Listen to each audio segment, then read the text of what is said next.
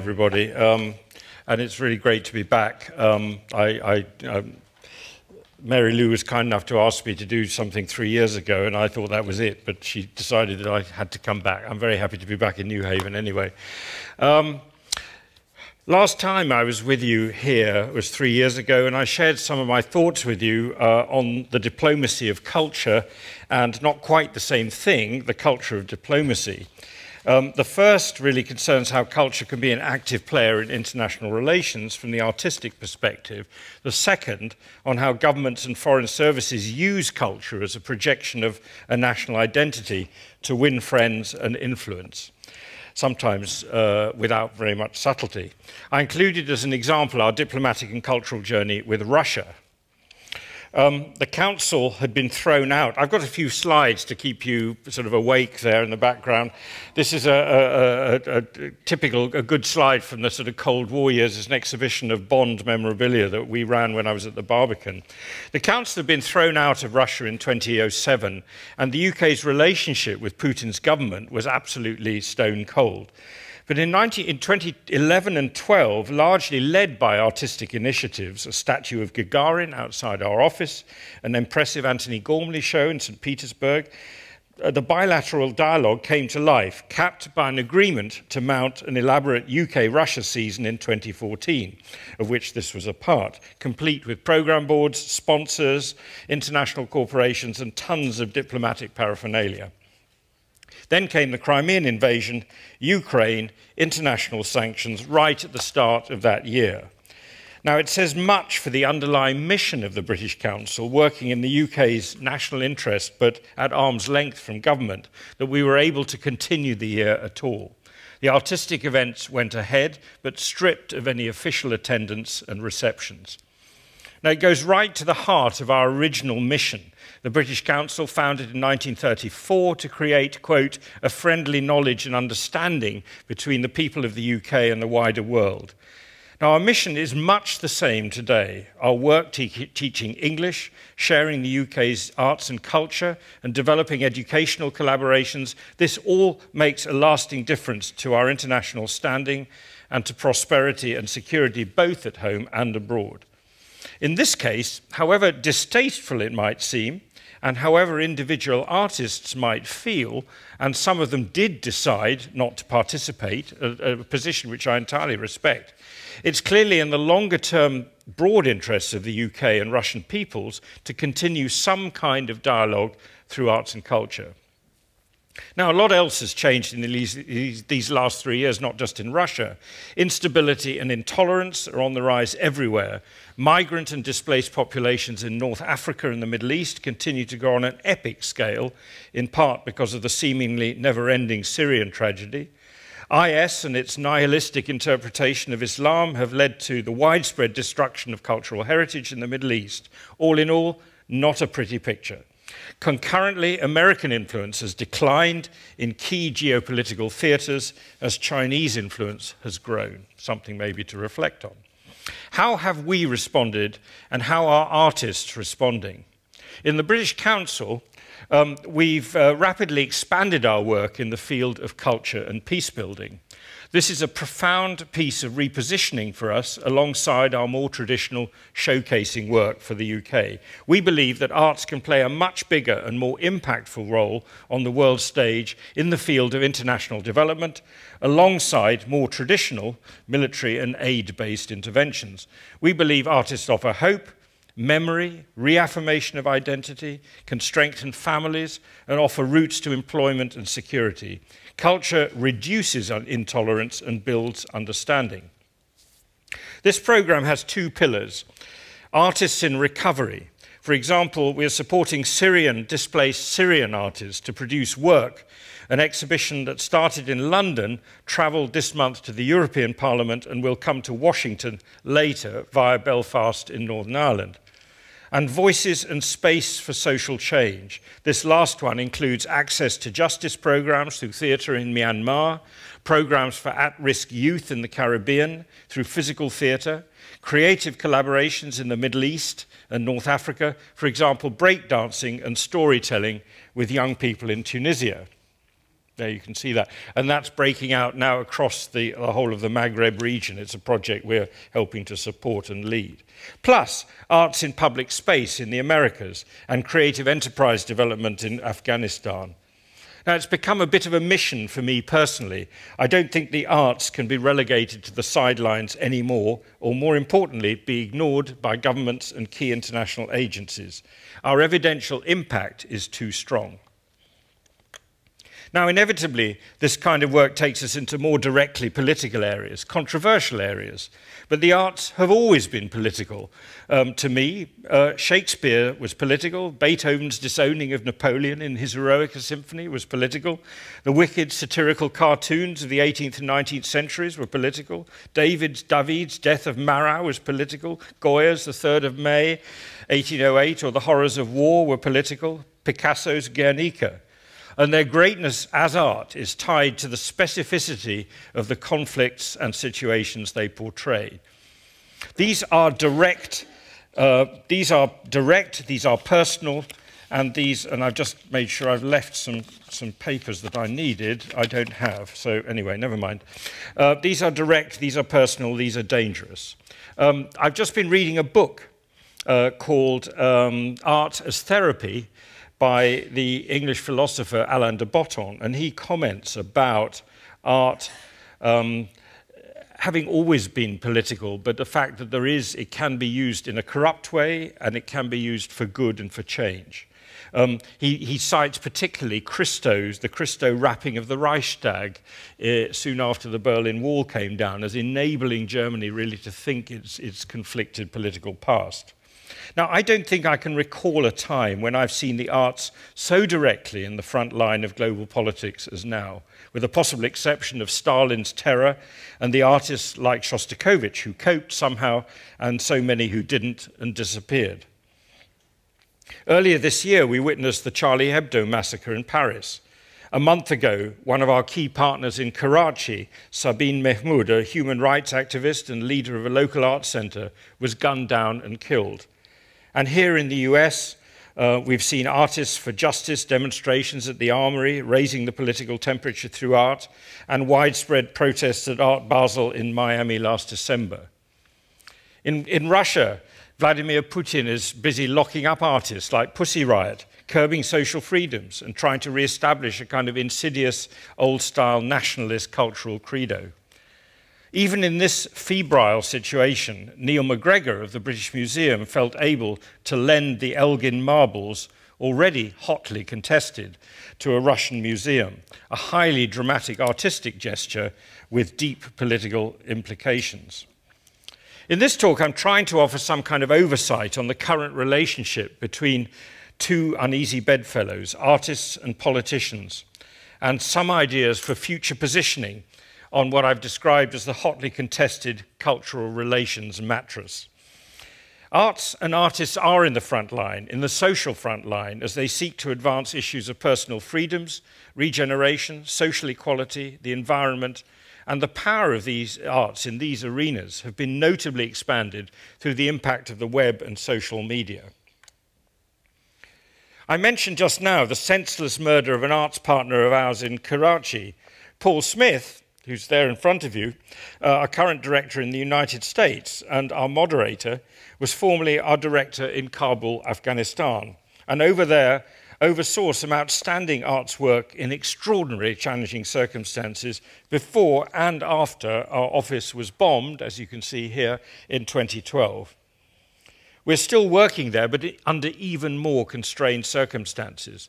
The program itself is not political, but the fact that we are doing it at all is. We are working on creative enterprise development in a partnership with an NGO called Turquoise Mountain, supporting the development of creative craft skills as well as women's empowerment. Now, this is clearly seen as threatening by political and sectarian opponents of the government. The Charlie Hebdo affair in Paris is more complex, since it does raise issues of whether artistic freedom of expression is an absolute value or a relative one. The whole affair, quite apart from the inexcusable barbarity of the action, speaks much about the fierce secularism of French civil society and its belief in the absolutism of freedom of expression. Others might argue that a certain measure of respect and restraint in satirical portrayal of a religion might be more astute.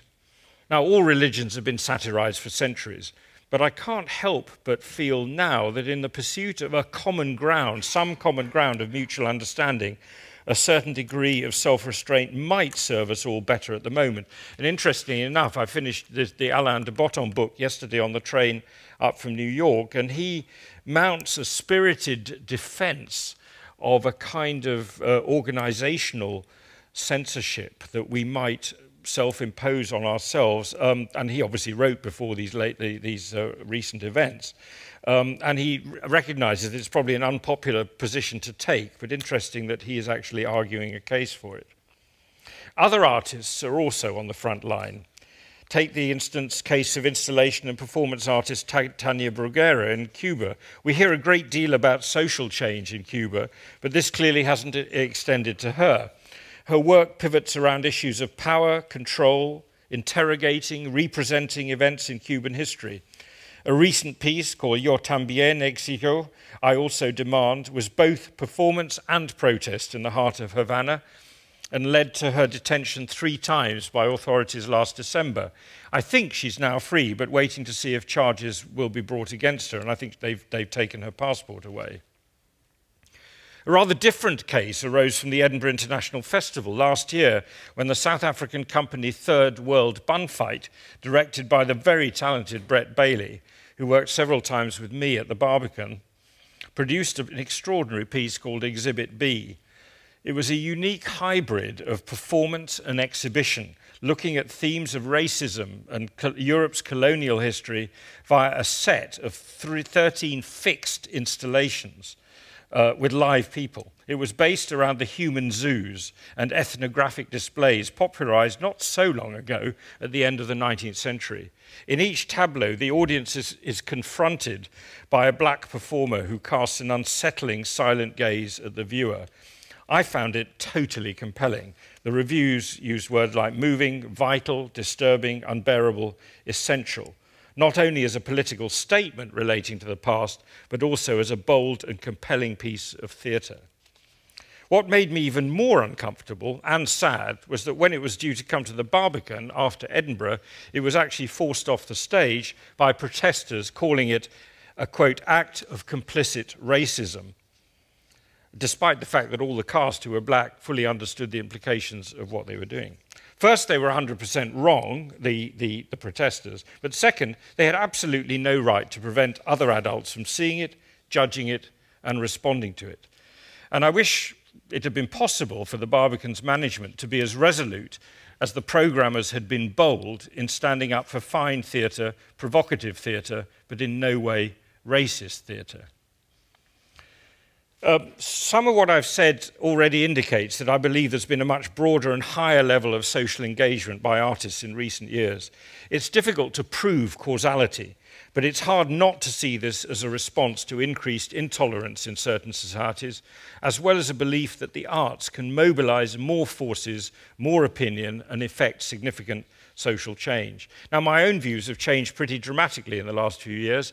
I started working over 35 years ago as a classical musician and music producer on BBC Radio 3. I was basically just trying to make nice programs. I had little idea who was, if anybody was listening, or who might benefit from my supposed expertise. Now, nearly 40 years later, almost everything I and my team do at the British Council in the Arts is intended to have some impact on positive social change around the world, an impact on prosperity, security, on improving the lot of people in less fortunate circumstances than ourselves. It's been a long journey from playing Bach to this, but I think a journey that others in the arts and other artists have travelled or are travelling very rapidly. Now, I've always been an unequivocal advocate of the need for the fundamental integrity of the art in all this, integrity of the artist, putting excellence at the heart of the work. But these days, I just don't think it's enough. We have to make a difference, whether in leadership or in actual artistic practice. And there's an increasing recognition of the power and benefits of the arts in social policy, even if it doesn't mean directly more or indeed any public investment when you talk about the states. Brazil has some very enlightened policies in deploying the arts in egalitarian ways. And for example, we've been working closely in Brazil over the last 4 years on many projects, and we'll be partners in an opera project for the homeless in Rio in 2016, based on a similar project which took place in the London Cultural Olympiad in 2012.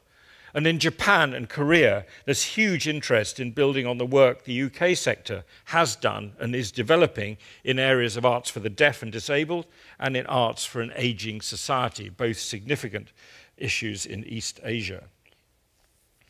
And we know only too vividly how attitudes to women and women's roles in society is challenging in India, with the multiple horrific stories of rape we've seen in the media not so long ago.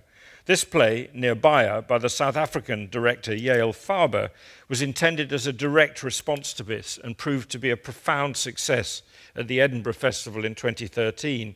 Now, we subsequently helped it to tour India and elsewhere, and I think it's recently been in the States, hasn't it, Paul? Yeah. Building programs of debates and workshops around its deeply troubling subject matter. Arts and disability, arts and aging, arts and women's rights, arts and mental health. This is not the soft power of international arts diplomacy, but the hard impact of social intervention, change, attitudinal change, and, well, hard politics. The UK has deep interest in these areas and a growing amount of experience, but we can only share this with the rest of the world if politicians recognise this strength comes from continued, consistent public investment in the arts sector, probably not only through arts budgets, but through resources from education, health, social services, as well as international development. Of course, not much of this applies in the US, and that may be one of the topics that we return to later on. The UK government remains resolute, and I actually applaud them for this, on the UK's commitment to 0.7% of our GDP being dedicated to overseas development aid. This political commitment does enable us to enlarge our work around prosperity and security through the arts in an increasing number of countries, and I see this as a major driving force for our British Council arts work in the next decade. One single factor which has propelled the arts into the political front line more than any other is, I believe, the advent of social media in the last few years. Just in terms of reaching more people through our arts work, it's changed the whole way of working. Live Twitter tours of our art exhibitions, digital engagement on Facebook, digital commissions, and the possibility for artists to harness hitherto unimaginable numbers of people around arts and social issues. That's why the Chinese government spends so much time and effort trying to close all these channels down. I've mentioned last year we displayed work from our Artist in Recovery program in an exhibition called Syria Third Space. It seeks to demonstrate the role artists play in supporting resilience and recovery, the artist as storyteller, the artist as citizen journalist. We launched a digital commissioning program on the back of this project, and the digital reach was extraordinary.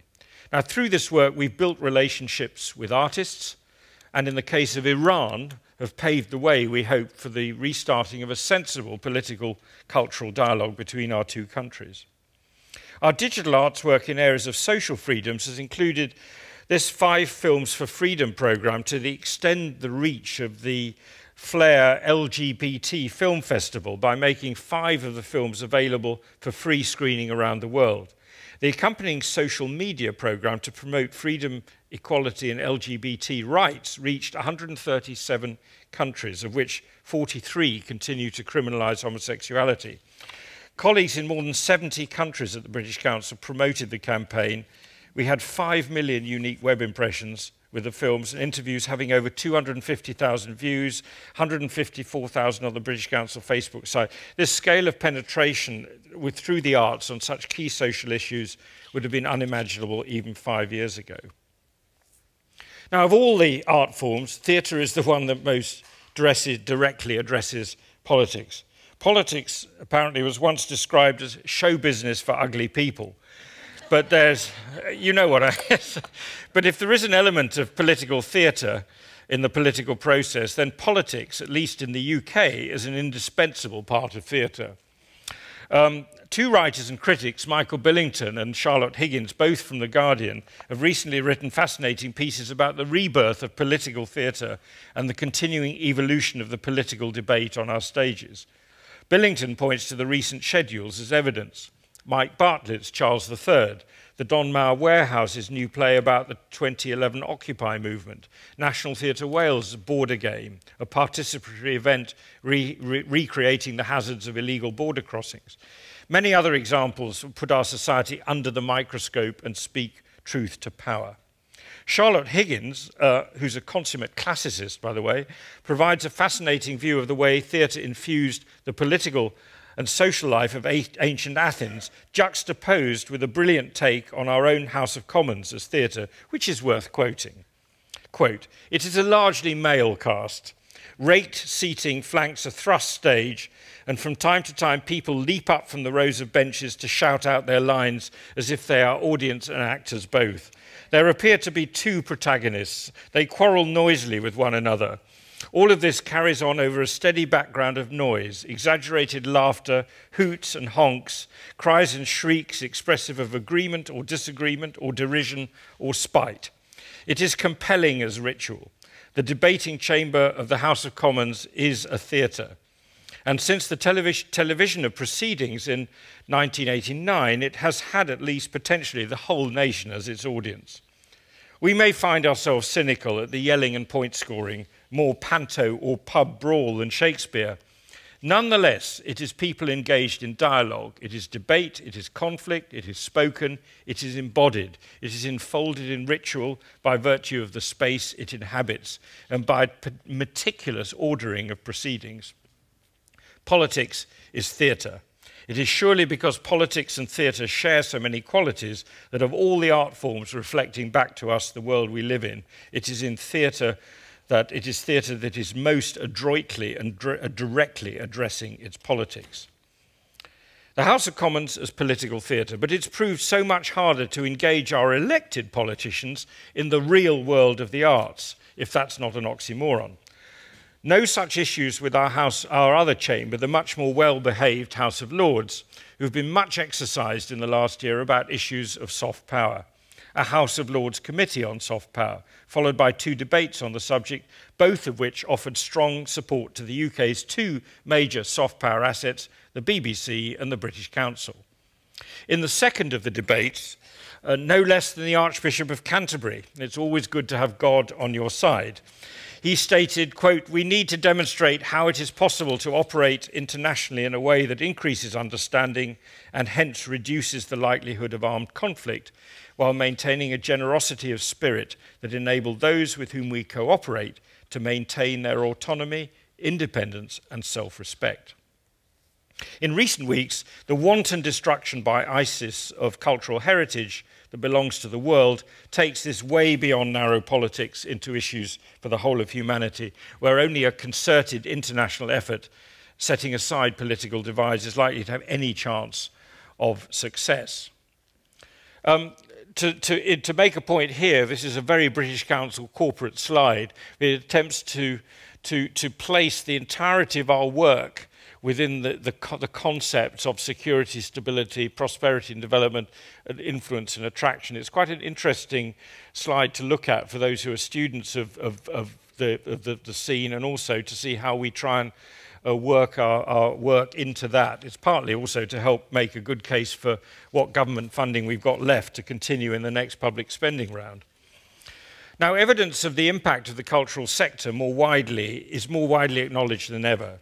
Our former Secretary of State for Culture, Sajid Javid, affirmed that evidence in a much broader perspective recently, saying, quote, "Not so long ago, many parents would despair at the thought of their children working on stage or screen. You need to get a proper job, be a doctor or a lawyer. But today, the creative sector is big business, a serious career choice. It's worth more than £70 billion a year to the UK, more than £8 million an hour. For those who like that kind of statistic. He was only referring to the UK, but the point is valid for so many developed and fast-developing economies. The creative industries are growing faster than any other part of the UK economy, with businesses in the UK arts and culture industry generating gross value added of 5.9 billion per annum. No Treasury Minister anywhere should ignore these facts. This means politicians taking a much keener interest in the arts, even if some of them aren't smart enough to appreciate the vital interdependence of the subsidised and commercial sectors. Don't forget Warhorse started life at the National Theatre. So too Les Miserables.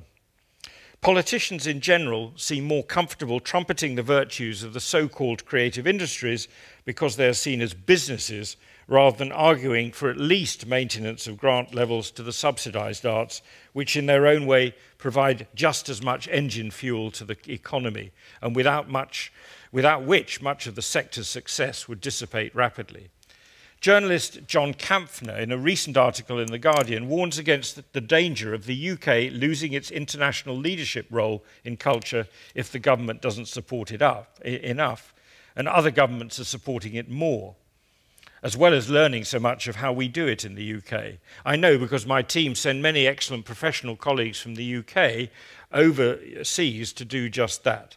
Kampfner says, we're in danger of throwing our success away just as other nations are embracing the arts and creative industries. If we don't invest in our public arts and creative education, the talent pool that has projected us to the top in the last 20 years will simply dry up. This is a highly political stance. This increased interest in the arts from governments is not just confined to the UK. China, Brazil, India, Georgia, Qatar, and more all have big artistic ambition. Each has its own rationale, political, social, economic, educational. But for all their individual motivations, each has at least spotted the potential. China is perhaps the most interesting example, an overt acknowledgement in their latest 10-year economic plan that the arts and creative industries are one of the 5 pillars of growth. China has made a huge investment in the hardware of the arts centres, museums, concert halls, but believe fundamentally that culture is there to serve politics. John Tusser, in his recent book, A Pain in the Arts, refers to the yawning gap between the European and Chinese experience. Cultural policy dictated from the top down. Chinese officials open in their belief that the core of culture is to serve politics, with the additional statement that, quote, if artists follow government, they will not starve, end of quote. The instruction from the top couldn't be clearer. Be creative and make creative industries flourish. But the essence of creativity, freedom of expression and thought is chillingly absent, like something from Orwell's 1984. Russia's probably the least changed. Its overwhelming state-dominated arts and culture scene has always been part of the fabric of everyday life. A heavily censored projection of power and influence, heavily controlled, and we're seeing an alarming rerun of the same script under Putin.